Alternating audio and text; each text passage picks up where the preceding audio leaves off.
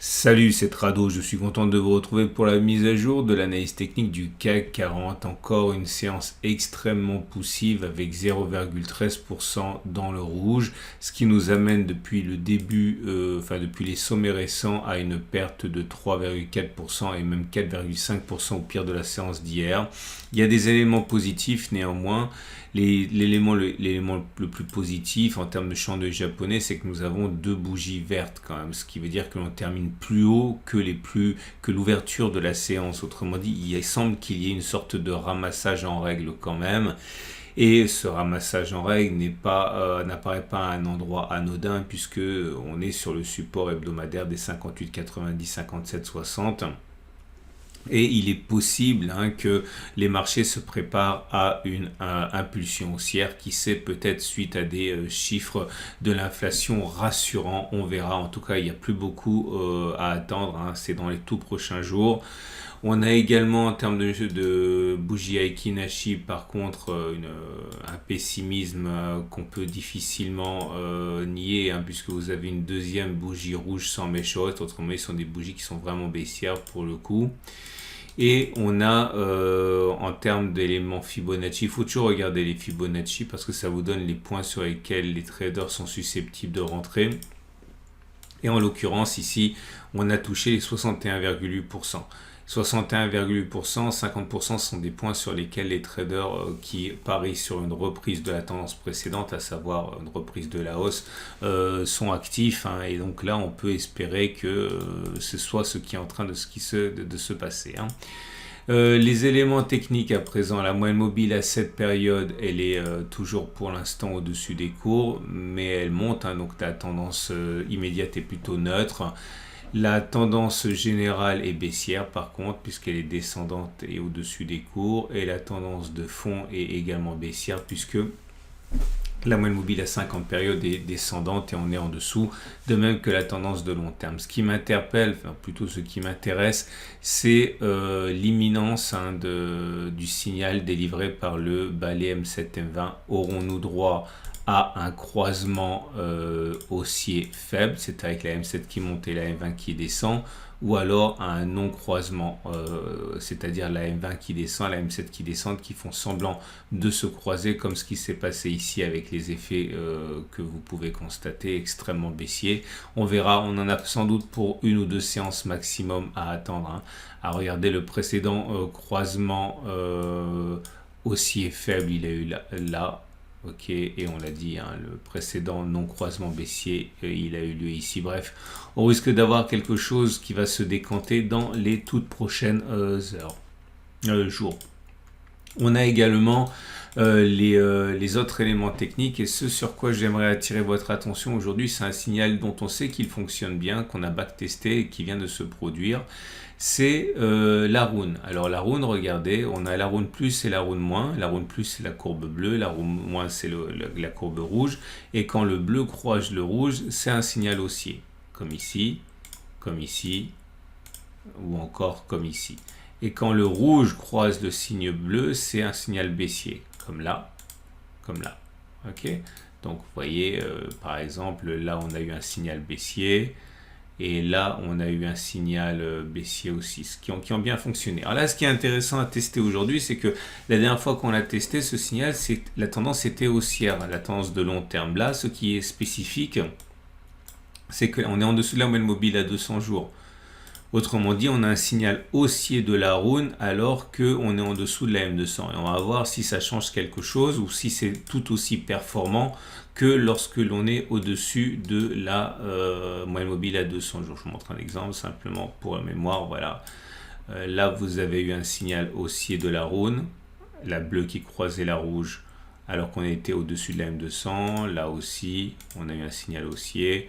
Là aussi on a un signal haussier. Bref, vous voyez que lorsque on est au-dessus de la M200 et qu'on a un signal haussier, c'est pas mal. Est-ce qu'il en est de même lorsqu'on est en dessous de la M200? Et bien c'est ce qu'on va voir avec la technique habituelle qui consiste à regarder si on peut gagner de l'argent alors je vais prendre un exemple qui a fonctionné parce que vous allez voir, c'est pas évident.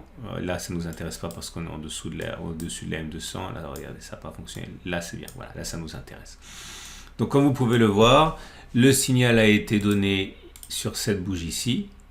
ok, c'est-à-dire sur cette bougie là.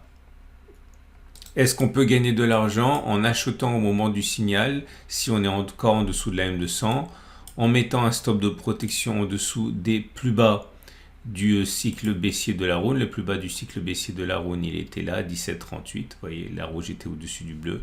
Est-ce qu'on a fait au moins 17,38, voire plus 34%, donc une fois et deux fois la distance au stop de protection? La réponse est oui, hein, puisqu'on a fait, alors on a fait 27, on continue un petit peu. Bon, croyez-moi sur parole, on a fait au moins 34, voilà, on les a fait ici. Donc, vous voyez, c'est pour ça qu'il y a 2 pouces verts, c'est parce qu'on a fait une fois et deux fois la distance au risque. Je vous montre à présent un double échec. Vous voyez, ce signal ici aussi a été donné sur cette bougie-ci, là. Ok, c'est à ce moment-là que la Rhône plus est passée au-dessus de la Rhône moins. Le plus bas du cycle baissier de la Rhône était là. On était là au plus bas, alors que le rouge était au-dessus du bleu, donc c'est bon.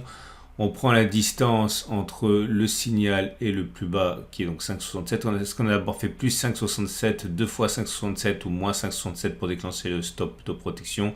Et vous voyez, on a d'abord cherché ça. Donc c'est pour ça qu'il y a 2 pouces vers le rouge. Ok, donc voilà, maintenant qu'on a compris comment ça fonctionne, on reprend depuis le début.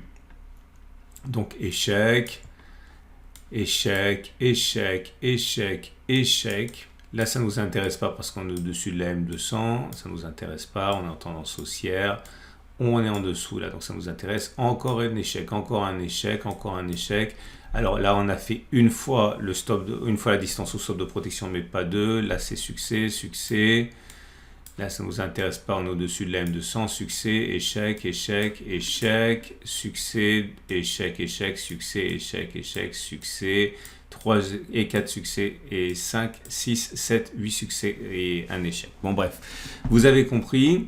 Et voilà les conclusions sur ce test. Alors rappelons que j'ai fait le test sur 31 occurrences, qui est très largement insuffisant pour établir une loi générale. Je vous donne ça simplement à titre de partage et de ma méthode. Il ne s'agit absolument pas de quelque chose qui ait une validité scientifique.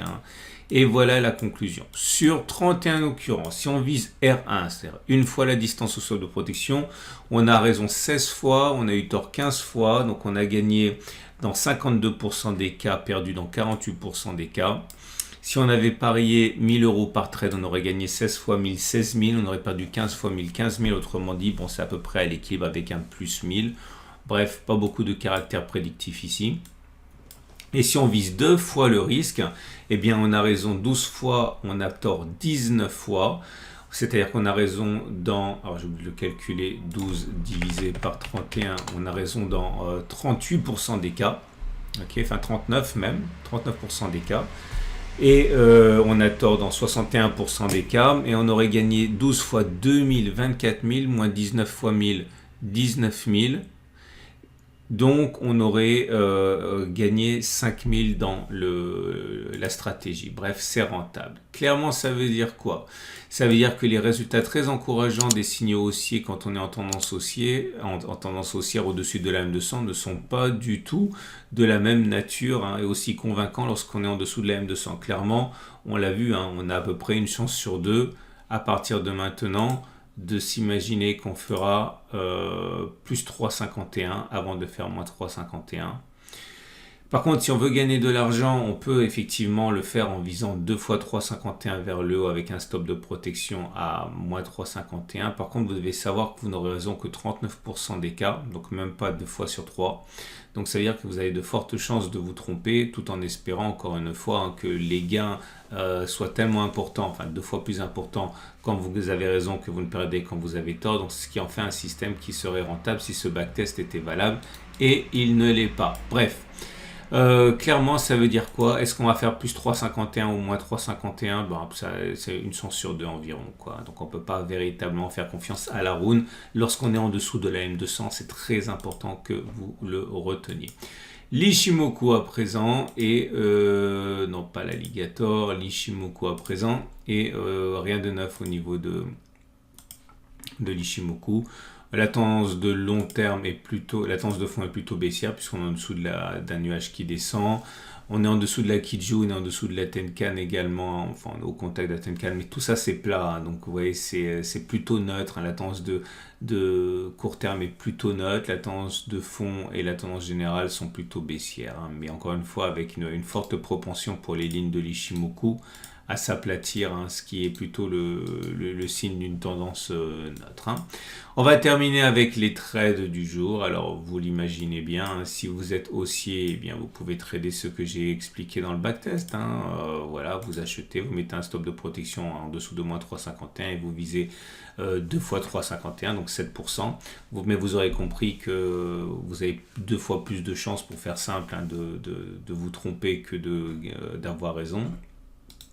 Si vous êtes plutôt baissier, eh bien vous pouvez par exemple spéculer à la baisse lors du rebond technique, hein. Si on rebondit et que l'on arrive à un niveau tel que, allez, le gap, là par exemple, on peut rentrer une première position baissière et puis on peut prendre une autre position baissière un petit peu plus haut en mettant un stop de protection au-dessus de la zone de support, de résistance, en faisant le pari que la crise n'est pas finie et qu'on va redescendre, hein.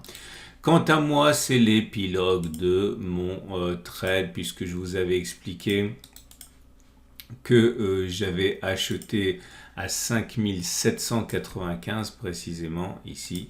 5795, c'était ouais, là environ. Ok, j'ai pris mes profits, la moitié de mes profits ici. Ok, précisément, j'avais dit que je remontais mon stop de protection sur sur mon point d'entrée, donc j'ai été, bon c'est pas très précis, mais 5795 ça a été touché, voilà ici, voilà. Donc ma première partie de position a été gagnante, ma deuxième est sortie à l'équilibre, bon c'est un gain. Bon, je vais pas me plaindre, hein, parce que je m'en sors relativement bien quand même, mais voilà, je suis flat à présent et j'ai pas de stratégie pour demain, donc je ne vous dis rien.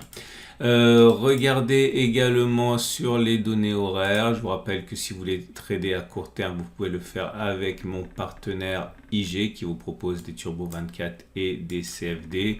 Et la deuxième zone de support ici des 57,74, 57,41 a bien fonctionné, on l'a touché.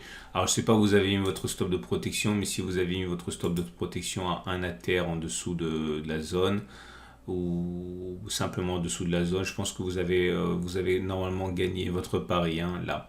Voilà. Je vous donne donc rendez-vous demain pour la mise à jour. Ne loupez pas l'analyse de l'or qui arrive juste derrière, une analyse très intéressante où on voit la grande migration de l'or, où les pays asiatiques, hein, notamment, sont en train de faire une razzia sur tout l'or dont on ne veut pas dans les pays occidentaux actuellement, hein, puisque l'or n'est pas en odeur de sainteté et l'or déçoit apparemment, et les Américains demandent moins d'or, et ben c'est pas perdu pour tout le monde, encore une fois, hein. L'Inde, la Chine, etc. accumulent, bref, vous avez ça dans la vidéo sur l'or qui arrive. Je vous souhaite une excellente journée et je vous dis à demain pour la mise à jour.